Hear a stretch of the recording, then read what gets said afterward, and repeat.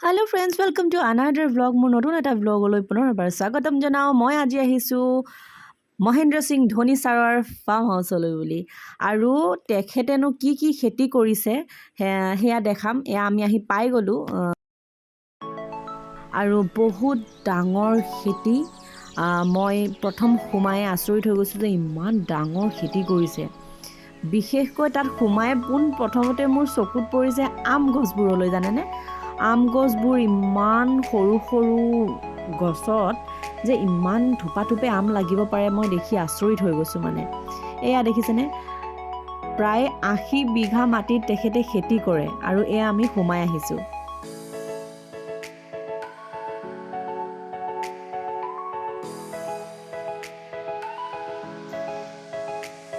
আৰু এয়া দেখিছেনে মই যে কৈছোঁ আম দেখিছেনে ইমান সৰু সৰু গছকেইজোপা কিন্তু ইমানেই ডাল ভৰি ভৰি আম লাগি আছে মোৰ দেখিয়ে মানে জিভাৰ পানী ওলাই গৈছিল আৰু খাওঁ খাওঁ লাগিছিল কিন্তু তাত মানে কি কেঁচা আম নিদিয়ে আমি সোধোতে কৈছে কি আৰু 20 দিনমানৰ পিছতে এই আমখিনি খাব পৰা হৈ যাব মানে পকি যাব আৰু ডাঙৰ ডাঙৰ হ'ব ইমান থোপে আম লাগিছে দেখিছেনে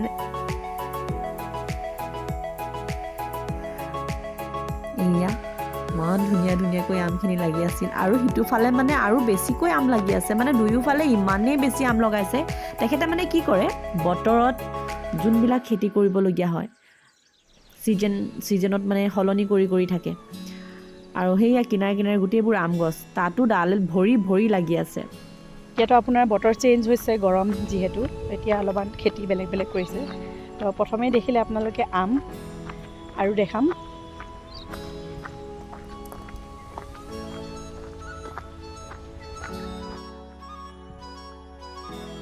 ছিকিউৰিটিৰ বাবে তেখেতে প্ৰত্যেকটো কোণতে এনেকৈ এয়া CC কেমেৰা লগাই দিছে কাৰণ ইয়াত বহুত মানুহ আহি থাকে যিহেতু ফাৰ্মখন চাবলৈ বুলি সেইটো কাৰণে প্ৰত্যেকটো জাগাতে মানে এনেকৈ কেমেৰা লগাই দিছে এতিয়া আমি মহেন্দ্ৰ সিং ধোনীৰ ফাৰ্ম হাউচলৈ আহি গ'লোঁ আৰু ইমান ডাঙৰ মাটি 80 বিঘা ইমান ধুনীয়া ধুনীয়া খেতি কৰিছে আম বিশেষকৈ আম ইমান ধুনীয়া কেঁচা কেঁচা আম লাগি আছে আপোনালোকে হয়তো দেখিছেই খালোৱেই ধুনীয়াকৈ আৰু এতিয়া আমাৰ সেয়া ভিডিঅ'টি গৈ আছে আগলৈ আৰু এইখন তেখেতৰ গাড়ী আমাৰ মহেন্দ্ৰ সিং ধোনী ভৈয়াৰ এখন গাড়ী আৰু তাত খেতিৰ বাবে এইবিলাক সা সঁজুলি বিভিন্ন ধৰণৰ তাঁৰ আৰু কিবা কিবি ধেৰ সঁজুলি তেওঁ ৰাখি থৈছে যি প্ৰয়োজন হয় ইয়াৰ পৰাই মানে ব্যৱহাৰ কৰে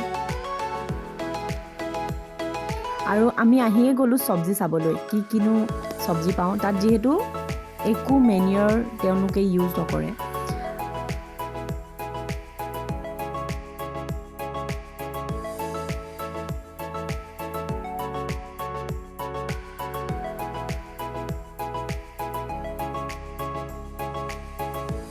কোনো ধৰণৰ অপকাৰ নকৰে আমাক এনেকুৱা ধৰণৰ চব্জিবোৰ খালে কেৰেলা আৰু ৰঙালাওৰ পৰা ভেন্দি দাংবডি তিয়ঁহৰ পৰা আদি কৰি আনকি তেওঁ ষ্ট্ৰবেৰীৰো খেতি কৰে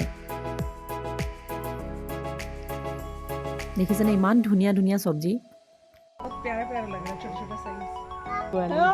আইতা ভাগৰ হাঁহজনী আহি গ'ল না দিদি ষ্ট্ৰবেৰী দিদি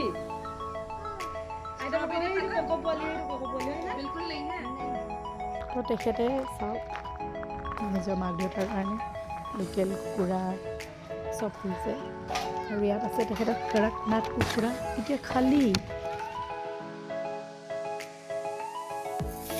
আৰু তাৰ পাছতে আমি ওলাই গ'লোঁ গোটেই খেতিখন অকণমান চাওঁগৈ বুলি দেখিছেনে গোটেই বাউণ্ডৰী মাৰি দিছে ইমানেই ডাঙৰ বাউণ্ডৰী ৰাস্তাৰ দি যেতিয়া আমি সোমাই আহোঁ তেতিয়া মানে এই বাউণ্ডৰীখন পূৰা দেখা পোৱা যায় কিমান ডাঙৰ আৰু এটা কথা তাত গ'লে যিকোনো বস্তু ছিঙি খোৱাটো মানা যিহেতু তেওঁলোকে বহুত কষ্ট কৰি লগাই নহয় জানো সেইকাৰণে যদি কিবা বস্তু ল'বলৈ মন যায় বা খাবলৈ মন যায় পাৰ্মিশ্যন লৈহে খোৱাটো বহুত জৰুৰী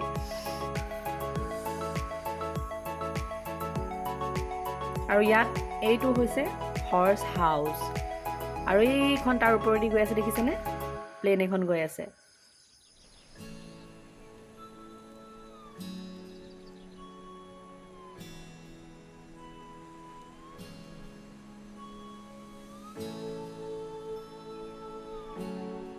আৰু এয়া কেৰেলা খেতি তাত কেৰেলা লাগি আছে এয়া কেৰেলা খেতি, কেৰেলা আৰু ভোলৰ, এইটো ভোলৰ খেতি, কেৰেলা আৰু ভোল মিক্স আছে। এয়া হৈছে বিলাহী খেতি, ইয়াত বিলাহী লাগি আছে, সেই ইয়াত দেখিছেনে কেঁচা কেঁচা হৈ আছে, এয়া বিলাহী খেতি, ইমান ডাঙৰ এখন বিলাহী খেতি দেখিছে। আৰু এয়া হৈছে এইফালে বেঙেনা খেতি, আৰু কৰ্মচাৰীবিলাকে এয়া দেখিছেনে কাম কৰি আছে ধুনীয়াকৈ। এয়া ইয়াত আৰু এটা ফিচাৰী আছে, ৱাও চুনুম ফিছ বা ফিছ, এইবোৰ দেখিছে নাই, এই যে বাচ্চা দেখি, এয়া মাছ এৰিছে, মাছ ডাঙৰ হৈছে, ইমান ধুনীয়াকৈ খেলি আছে মাছখিনি দেখিছেনে।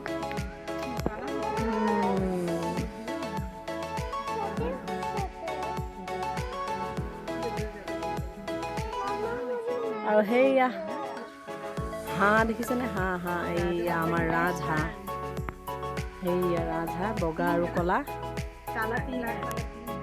ক'লা 3টা বগা 2টা ৰাজহাঁহ। আৰু ইয়াতো এটা ডাঙৰ বুৰণি মাৰিছে, ডাঙৰ মাছ আছে।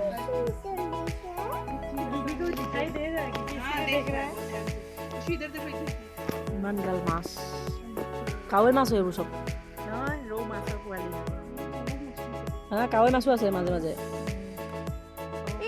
চালা ধুনীয়াকৈ খাইছে,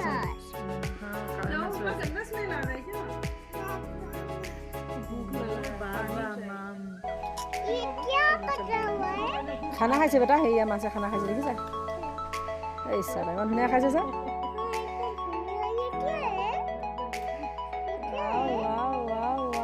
দেই বঢ়িয়া, যিহেতু মাক বাপেকে খুৱাবলৈ তেওঁ মাছো পুহিছে, ফিচাৰী খুলিছে ধুনীয়াকৈ এয়া, আৰু ইমান ডাঙৰ ডাঙৰ মাছ আছে ভাবিছা, সেই তাত ইমান ডাঙৰ এটা বুৰণি মাৰিছে।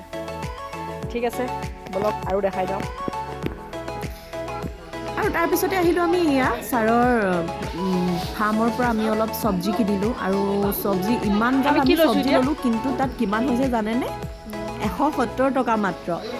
মানে ইমান ডাঙৰ এই পলিথিনটোত আমি আধা বেগ লৈছোঁ, আৰু অলপ হৈ যোৱাতেন 1 বেগ হৈ গ'লহেঁতেন, তাতে হৈ গ'ল আমাৰ 170 টকা। মই আচৰিত হৈ গ'লোঁ, ইমান কম দামত ইমানখিনি বস্তু পালোঁ, আৰু যিহেতু ফ্ৰেছ বস্তু, কোনো ধৰণৰ একো দৰৱ পাতি ব্যৱহাৰ কৰা নাই, আমাৰ গোবৰ সাৰৰে তৈয়াৰ কৰিছে এইবিলাক বস্তু।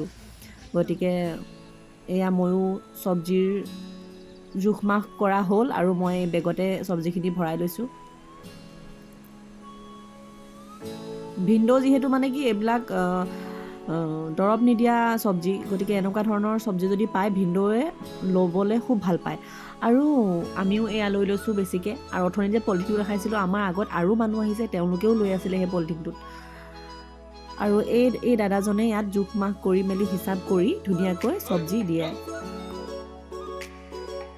আৰু এয়া মই ধুনীয়াকৈ ভৰাই ল'লোঁ চব্জিখিনি।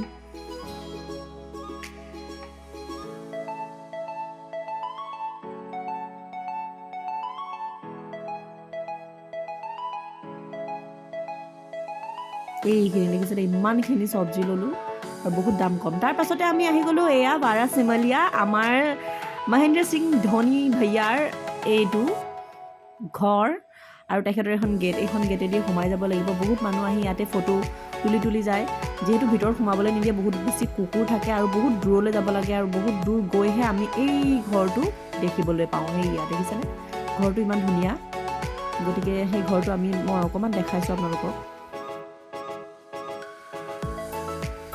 এই যে বাৰাচিমলীয়া দেখিছে, আৰু আগফালে আমি লাগি গ'লোঁ আমিও দুখনমান ফটো তুলিবলৈ বুলি।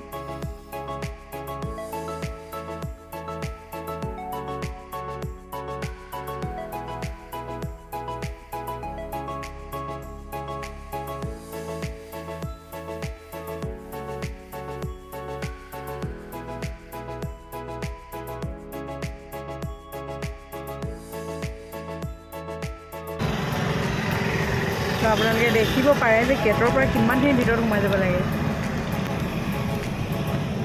চিকটি বহি আছে, আৰু সকলোখিনি ঘূৰি মেলি আমি এয়া, যিহেতু গৰম বহুত বেছি, ৰাঁচীত বহুত বেছি গৰম, কিয়নো তাত ৰ'দৰ তাপটো কম, কিন্তু গৰম ইমানেই বেছি হয় যে মানে বাহিৰত আপুনি ওলাব নোৱাৰে। তাৰপিছত সেইকাৰণে আমি ঘূৰি আহি আইচক্ৰীমৰ এখন শ্বপ পালোঁ, তাতে সোমাই এই আইচক্ৰীম ল'লোঁ। মই লৈছোঁ ৰেইনব' আৰু ষ্ট্ৰবেৰী ফ্লেভাৰ, যিহেতু মই ষ্ট্ৰবেৰী ফ্লেভাৰ আইচক্ৰীম খাই বহুত ভাল পাওঁ। আৰু লৈ মেলি আমি ঘৰলৈ গ'লোঁ।